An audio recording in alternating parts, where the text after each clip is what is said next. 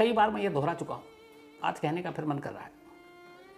एक क्राइम जब होता है तो उस क्राइम को सिर्फ उस क्राइम के नज़रिए से देखना चाहिए, और जब उस क्राइम में पॉलिटिक्स, राजनीति घुस जाती है, तमाशा घुस जाता है, मीडिया ट्रायल शुरू हो जाता है, फिर पता नहीं उसका क्या हाशिर होता है।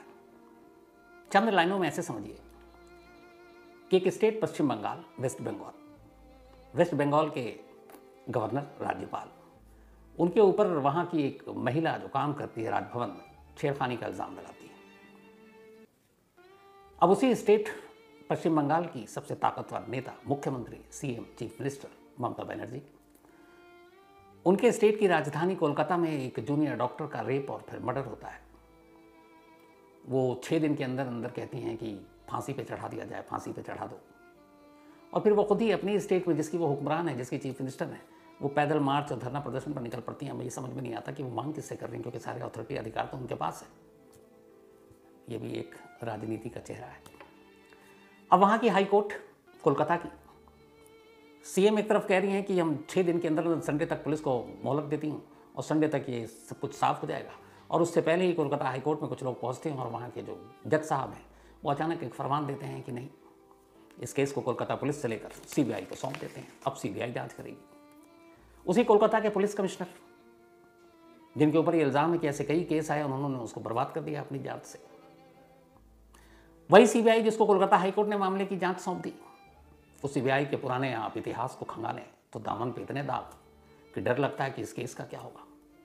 तो कुल मिलाकर ये जो सारी चीज़ें मैंने आपको बताई, इनको सुनने और समझने के बाद अब आप अंदाज़ा लगाइए कि इस आरजी कर हॉस्पिटल की उस junior doctor, trainee junior doctor, जिसकी 8 और 9 अगस्त की रात को पहले रेप हुआ, फिर कत्ल हुआ, उस केस का क्या होगा? क्या पूरा सच सामने आएगा? और जब ऐसे केस के दौरान तमाम तरह की फिर बातें उठती हैं, सोशल मीडिया पे तमाम थ्योरी तैरने लगती हैं, दर्जनों अलग अलग चीज़ें, फिर पॉलिटिशियन बयान देते हैं। जैसे आज एक पॉलिटिशियन ने कहा कि इसमें ह्यूमन ऑर्गन की भी तस्करी होती है, मानव अंगों की। आपको इस हॉस्पिटल के अंदर pornography, sex racket, drugs racket, सारी बातें आ रही हैं, पुराने 20-20 साल पुराने केस खुल रहे हैं। तो फिर इस केस का क्या होगा और इस केस पे क्यों सवाल उठ रहे हैं? इस केस के सबसे जो अहम पहलू और जो सबसे अहम टाइमिंग है, आज उसकी अगर आप पूरी कहानी सुन लेंगे तो फिर आप ये मीडिया, सोशल मीडिया और मीडिया ट्रायल, उससे अलग आप अपने हिसाब से इस केस को समझेंगे और फिर आप फैसला खुद कीजिएगा। क्योंकि टाइमलाइन समझना बहुत ज़रूरी है, और टाइमलाइन एक बार आप समझ गए तो फिर पूरी कहानी आप आसानी से समझ जाएंगे। तो अब कहानी की शुरुआत करते हैं इसी टाइमलाइन से। 8 और 9 अगस्त की ये बात है, अलग अलग तरह से आपने कहानियाँ सुनी हैं, थर्सडे और फ्राइडे। सुबह 6 बजे का वक्त था। अब चूँकि पूरी टाइमलाइन क्लियर हो गई, एक एक चीज़, कॉल रिकॉर्ड है उसकी डिटेल से भी। तो सुबह 6 बजे एक पहला शख्स होता है जो सेमिनार हॉल में 3rd फ्लोर पर आरजी कर मेडिकल कॉलेज एंड हॉस्पिटल के जाता है और देखता है एक डेड बॉडी पड़ी हुई है। वो फौरन चीखता है, बाकी लोगों को बताता है। अब 6 बजे उसने देखा, 6 से लेकर 7, ये टाइमिंग बड़ा इंपॉर्टेंट है। 6 से लेकर 7 तक हॉस्पिटल के तमाम बड़े अफसरान, डॉक्टर, रेजिडेंट डॉक्टर, जो भी वहाँ मौजूद थे, सबको पता है, सब भागते हैं, सेमिनार हॉल में जाते हैं, देखते हैं। थोड़ी देर में वो आइडेंटिफाई भी कर लेते हैं कि ये जो बॉडी है ये किसकी है। अब पता चल गया ये जूनियर ट्रेनी डॉक्टर की है। पूरा 1 घंटा बीत जाता है। पहला विटनेस जिसने 6 बजे ये लाश देखी, अब 6 से 7, 60 मिनट, 1 घंटा बीत गया। अब ठीक 7 बजे पहली बार एक अस्पताल के आरजी करके जो सीनियर उस वक्त मोस्ट थे, वो अपने बॉस को फ़ोन करते हैं। बॉस यानी कि इस अस्पताल के प्रिंसिपल डॉक्टर संदीप घोष। संदीप घोष को ठीक सुबह 7 बजे कॉल किया गया अस्पताल से। ये CDR यानी कॉल डिटेल रिकॉर्ड में मौजूद है। 7 बजे कॉल किया और फ़ोन करने वाले ने बताया कि सर यहाँ सेमिनार हॉल में एक डेड बॉडी पड़ी हुई है और ये उसकी है। तो उन्होंने कहा ठीक है, मैं आता हूँ। अस्पताल से डॉक्टर संदीप घोष के घर की जो दूरी है वो लगभग आधे घंटे की दूरी है। सुबह ट्रैफिक कम होता है, फिर भी आधा घंटा लगता है। तो वो आधे घंटे दूरी पर रहते थे। फूल बागान एक नाम है, जगह है वहाँ का, वहीं। तो ये फ़ोन 7 बजे किया गया। वो कहते हैं मैं पहुँचता हूँ, और लगभग 8 बजे के आसपास डॉक्टर संदीप घोष अस्पताल पहुँच जाते हैं। 6 बजे लाश मिली, 7 बजे अस्पताल के बॉस को फ़ोन किया गया, यानी डॉक्टर संदीप घोष। वो फ़ोन सुनते हैं और लगभग 8 बजे, आधा घंटा उनको चुके उस वक्त हो सकता है सुबह उठे, वो नहाने धोने में टाइम लगा हो, लेकिन 8 बजे के आसपास हॉस्पिटल पहुँच गए। अब 8 बजे हॉस्पिटल आते हैं, सेमिनार हॉल जाते हैं, वहाँ भी डेड बॉडी पड़ी हुई है। अब आप सोचेंगे 6 से 8 हो गया, लाश अब तक क्यों पड़ी हुई है? तो उसकी वजह थी। वजह ये थी कि चूँकि अस्पताल में ही लाश मिली, कुछ डॉक्टरों ने फ़ौरन जब खबर मिली वहाँ पहुँचे, नब्ज़ देखी, धड़कन देखी और उन्होंने डिक्लेयर कर दिया कि शी इज़ डेड, मर चुकी है। अब चूंकि पुलिस केस है, क्राइम सीन है, बहुत सारे सबूत इकट्ठे करने हैं, तो इसलिए वो अपने वो सीनियर अफसरों का इंतजार कर रहे हैं।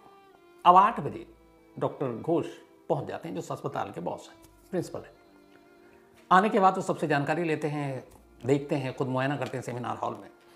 उसके बाद वो अपने ऑफिस में दाखिल होते हैं। अब घड़ी में टाइम हुआ था 9, मतलब 1 घंटा 60 मिनट डॉक्टर घोष भी अस्पताल में आने के बाद सब कुछ करते हैं, उसके बाद अपने कमरे में जाते हैं। लास्ट देखी गई थी 6 बजे, अब 9 बज चुके हैं, 3 घंटा बीत चुका है। 9 बजे पहली बार डॉक्टर संदीप घोष कोलकाता पुलिस को फ़ोन करते हैं कि हमारे हॉस्पिटल के सेमिनार हॉल में एक जूनियर डॉक्टर की लाश पड़ी। अब पहला सवाल यही आता है कि जब इस तरीके से अननेचुरल डेथ होती है, किसी की मौत होती है, और वहाँ तो ये था कि लाश के जिस्म पर सिर्फ एक अदद कपड़ा था, चेहरे से लेकर पैर तक जख्मों के निशान थे। कोई भी देखकर, एक आम आदमी, उसके लिए डॉक्टर होना ज़रूरी नहीं, पुलिस होना भी ज़रूरी नहीं, देखकर बता देगा कि इसके साथ क्या हुआ है। ये सब देखने और जानने के बावजूद 3 बेशकीमती घंटे अस्पताल बर्बाद करता है और 9 बजे पुलिस को इन्फॉर्म करता है। इसके बाद 9:10 से 12 मिनट के दरमियान कोलकाता पुलिस पहली बार मौके पर पहुंचती है। अब बताइए कि 9 बजे पहली बार पुलिस को कॉल गई, 3 घंटे बाद। और इस दौरान में हुआ यह कि सेमिनार हॉल में जैसे ही सुबह 6 बजे लाश की जानकारी मिली, पूरे अस्पताल में यह खबर फैल गई। फिर क्या डॉक्टर, क्या जूनियर डॉक्टर, क्या मेडिकल स्टाफ, क्या नॉन मेडिकल स्टाफ, क्या कर्मचारी, सफाई कर्मचारी, चौकीदार, सिक्योरिटी गार्ड, सब उस सेमिनार हॉल में। और जो जहाँ पे जा रहा है, मतलब उनके जूतों के निशान, चप्पलों के निशान, हाथ इधर उधर लगा रहे हैं, जो सबसे मेन उस वक्त एविडेंस होता है, उन सबका बंटाधार हो गया। क्योंकि इतने लोग घुस आए, किसी ने क्राइम सीन को प्रोटेक्ट नहीं किया। और ये बेसिक है, जबकि वहाँ पढ़े लिखे सारे डॉक्टर थे। वो डॉक्टर जिनके पास खुद ऐसी लाशें आती हैं, पोस्टमार्टम करते हैं, जांच करते हैं, तो फिर वो इन चीज़ों का ख्याल रखते हैं। लेकिन वहाँ ऐसा लगा कि ये सब पढ़े लिखे लोग हैं ही नहीं। 3 घंटे देरी से पुलिस को खबर, 3 घंटे में क्राइम सीन का सत्यानाश। अब भी अभी चीज़ें बची हुई हैं। अब पुलिस आती है, उसके बाद सारी ब्रीफिंग होती है, सब कुछ चलता है। अब लगभग 4 घंटे और 53 मिनट बीत चुके हैं जब पहली बार लाश को देखी गई। अब सुबह के 10:53 हो रहे हैं, 10:53 AM। 10:53 AM पे पहली बार अस्पताल को होश आता है कि इस जूनियर डॉक्टर के घर वालों को इन्फॉर्म किया जाए।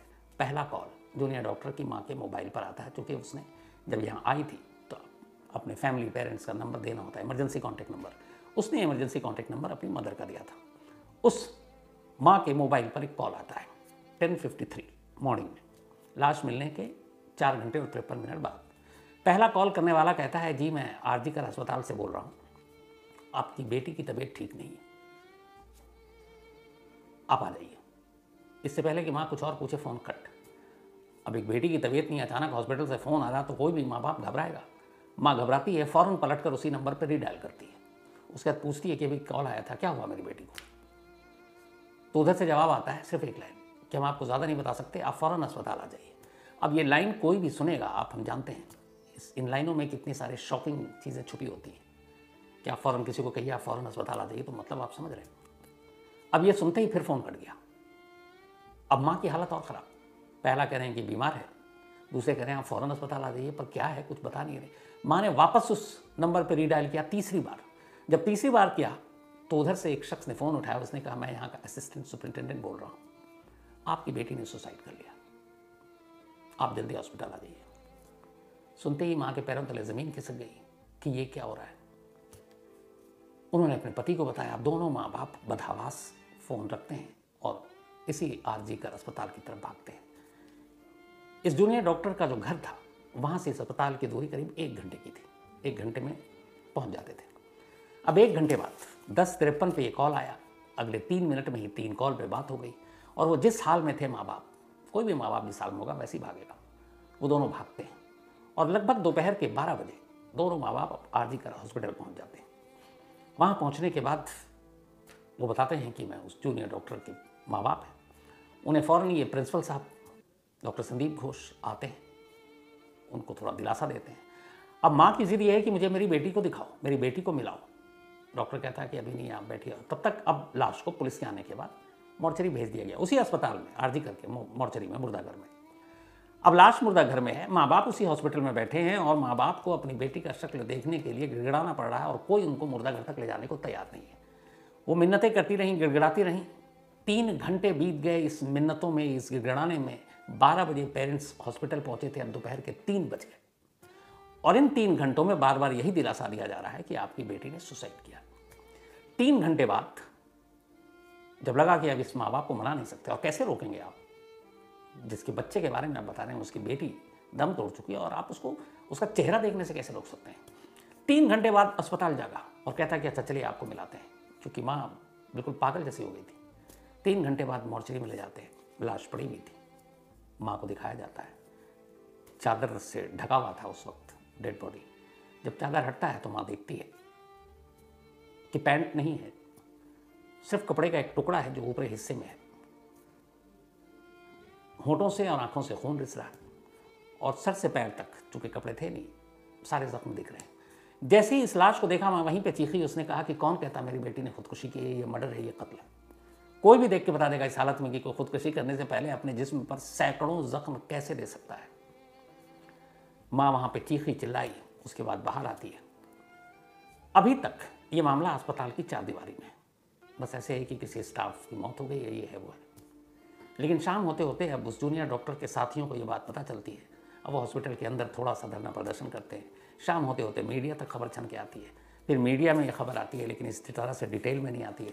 अब अगले दिन हो जाती है फ्राइडे के बाद सैटरडे को पूरे अस्पताल के बाहर धरना प्रदर्शन शुरू, क्योंकि अब जब जख्मों का हिसाब और उसके साथ हुई हैवानियत की लाइनें जब लोगों के कानों तक पहुंचती हैं तो उनका गुस्सा बढ़ता जाता है।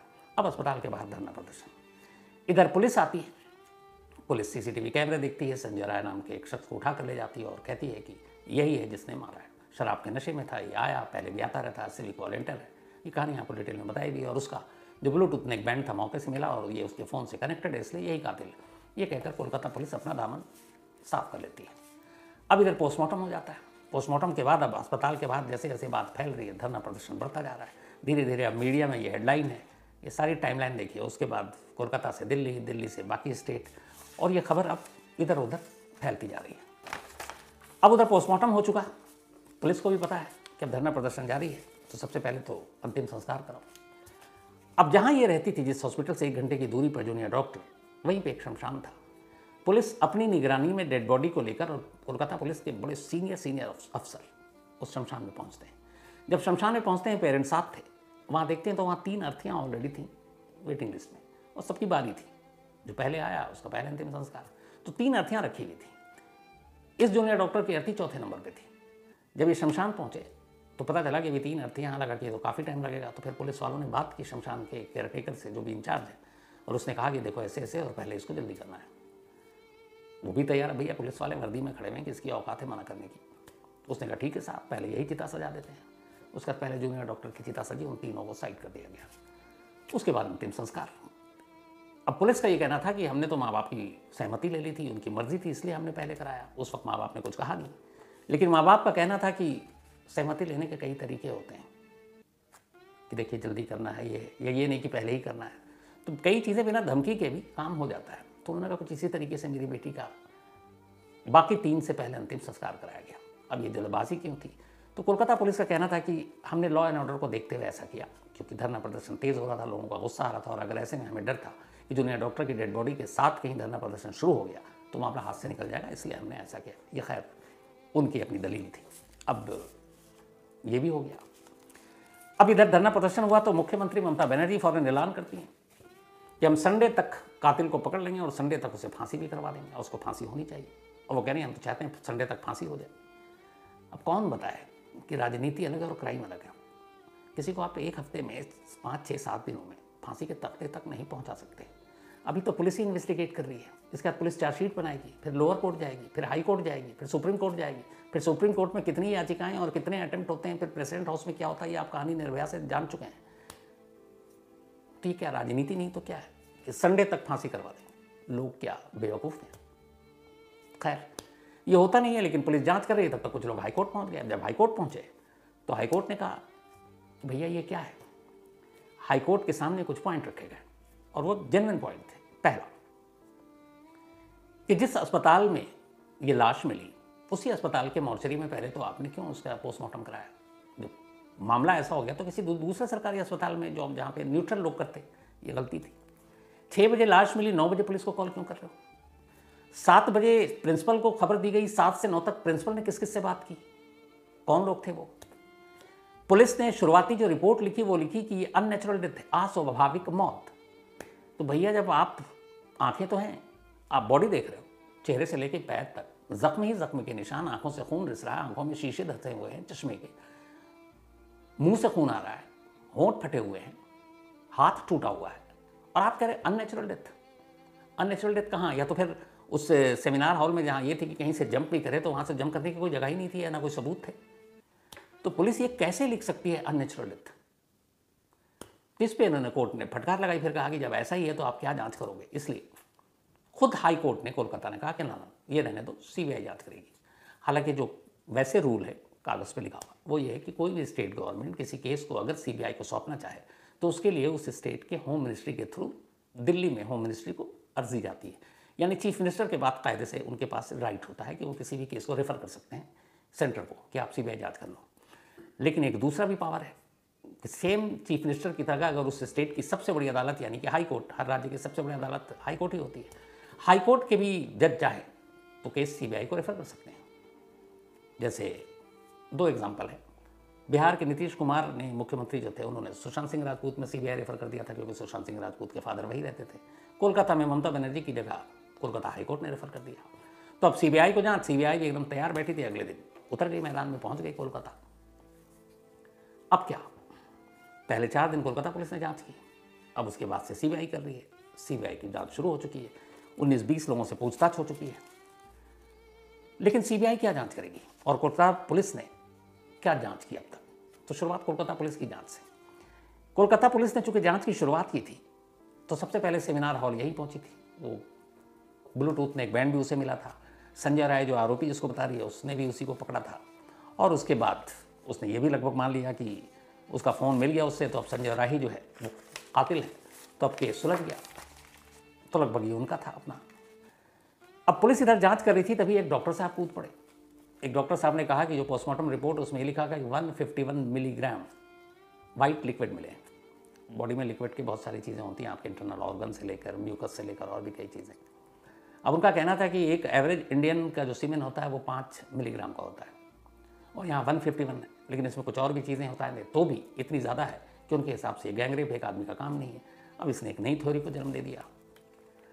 अब उधर कोलकाता पुलिस ने आनंद फानंद में इजाज़त दे दी कि भैया कि आप आरजीकर अस्पताल में ही पोस्टमार्टम कर लो, जबकि ये बेसिक था कि जो जहाँ क्राइम होता है जिस थाने का ही होता है उस थाने से केस दूसरे थाने की तरफ जाता है ना, कि भैया ये यहाँ का इंस्पेक्टर इसी के एरिया का हुआ तो उसको हटाओ, कोई और पुलिस वाला करेगा। उसी तरीके से स्टेट में सीबीआई आती है, तो यहाँ वो भी नहीं है। पोस्टमार्टम पता नहीं किसके दबाव में किया, अंतिम संस्कार जल्दबाजी में करवा दिया।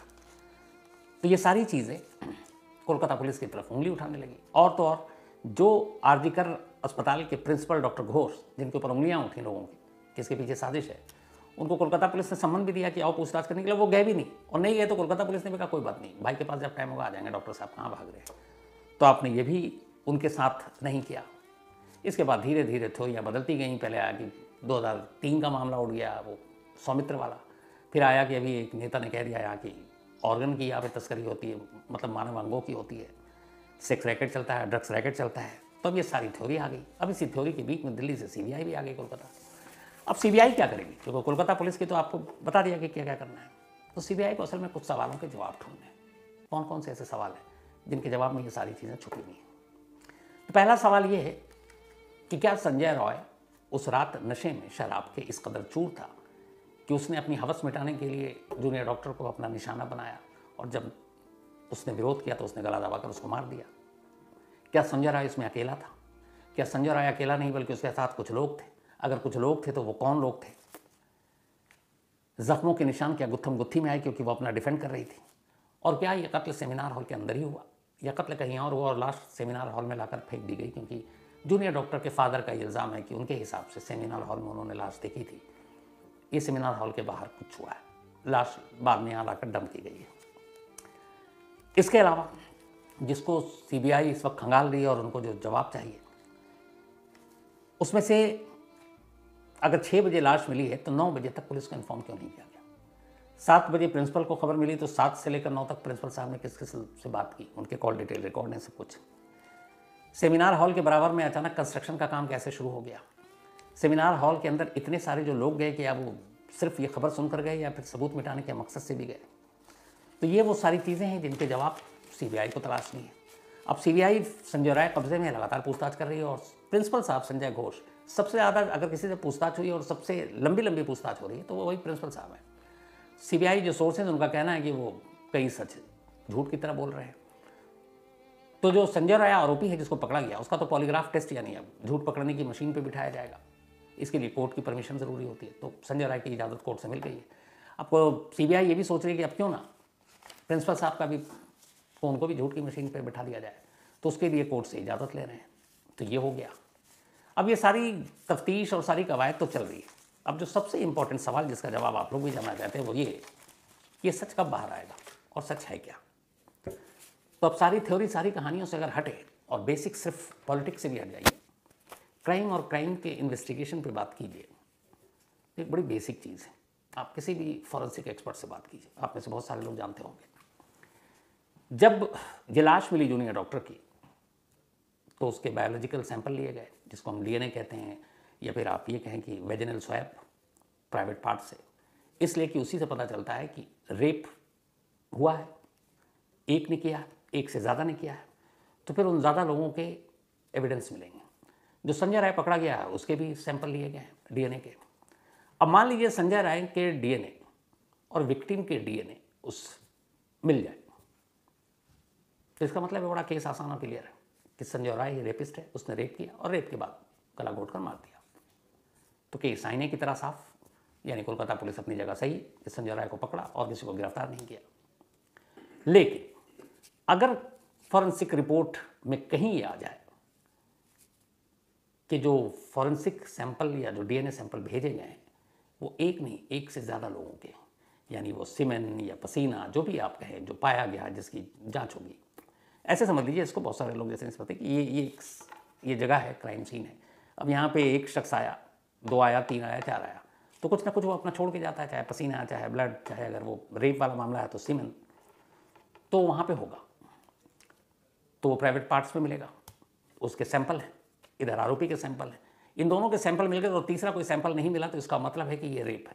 लेकिन अगर कुछ ऐसे सैंपल भी मिल जाते हैं वहाँ से जो संजय राय के नहीं हैं और इनके भी नहीं है, जूनियर डॉक्टर के, किसी और के हैं, तो फिर इसका मतलब है एक नहीं, एक से ज़्यादा लोग शामिल है, ये गैंग रेप है। और अगर ये गैंग रेप है तो पूरी थ्योरी, पूरी कहानी सब बदल जाएगी।